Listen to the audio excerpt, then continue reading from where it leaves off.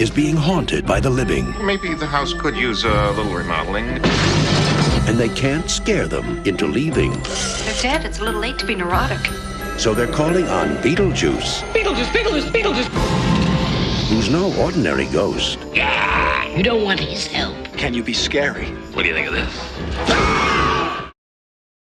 I have always loved the movie Beetlejuice, so to celebrate the upcoming release of the new movie, I created a Beetlejuice-inspired tablescape. Anything with Beetlejuice is going to need sandworms. So to create those, I am using polyfill fiberfill and some stretchy striped fabric. These are actually some leggings that I cut up because the fabric and the pattern was just perfect for sandworms. Now, as you can see, I've folded it with the right sides together and cut a curved triangle shape. I sewed along the open edge there, and when I flip it inside out, I've got this nice looking sandworm tail. Now, to make this look like it's a wriggling sandworm tail and not just a cone popping out, I'm going to use clumps of the polyfill. So normally when we're filling a plush toy, we don't want any clumps. We're going to do the opposite with this project. I'm going to use little bunches of fiberfill and then alternate it with a larger bunch of fiberfill so that it looks like this sandworm tail is kind of wavy and wiggly. It's an optical illusion that's easy to create with polyfill fiberfill because you can pack it in and make it dense when you want to, or you can fluff it out and make it less dense, and that helps create this illusion of movement. I ended up creating 6 of these sandworm tails in different sizes to fit the different centerpieces that I was making, and that's the great thing about DIYing stuff. You can make any size that you need to fit your specific needs. So once this is full, I'm going to take a dowel rod, or you can use a skewer, any sort of wood stick, and poke it up into that fiberfill.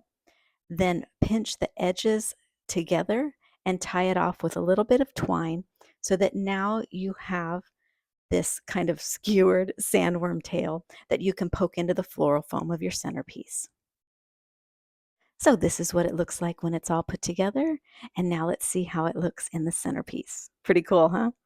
Now let's start on the DIY placemats. For this part of the project, I am using Polyfill's Project Fleece.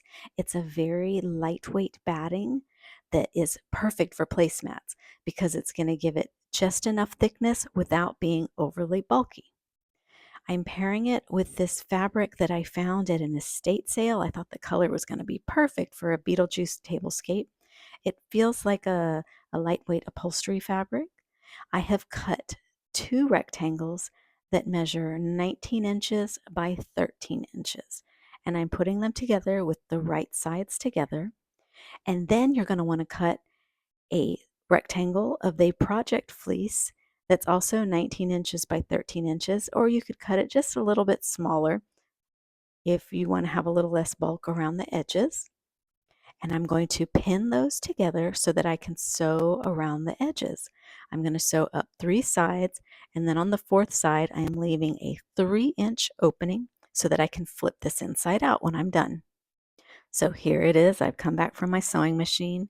I've stitched up the edges and left an opening there. And now I'm going to trim off the corners before I flip this inside out. And this will help reduce some of the bulk there. So snip away at those 4 edges and then go into that opening that we left so you can flip your placemat inside out. I ended up making 4 placemats. Again, it's up to you. You need 2, you need 1, you need 6. Again, the great thing about DIYing it is you can make as many as you need for your own personal tablescape. So now that it's flipped inside out, I'm going to pin that opening shut. Remember where we flipped it inside out? We need to pin that closed so that we can sew that opening. And I'm going to iron it before I do anything else so that I get the wrinkles out and so I have nice crisp edges for the border.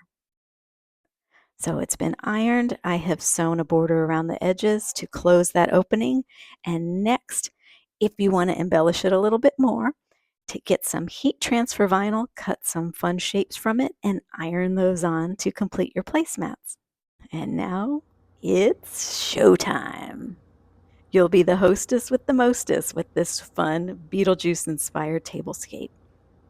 See how fun those sandworm tails are poking out of our centerpiece? And the placemats help tie everything together. Stay tuned for part 2, where I'll share more details about how I created this DIY Beetlejuice tablescape.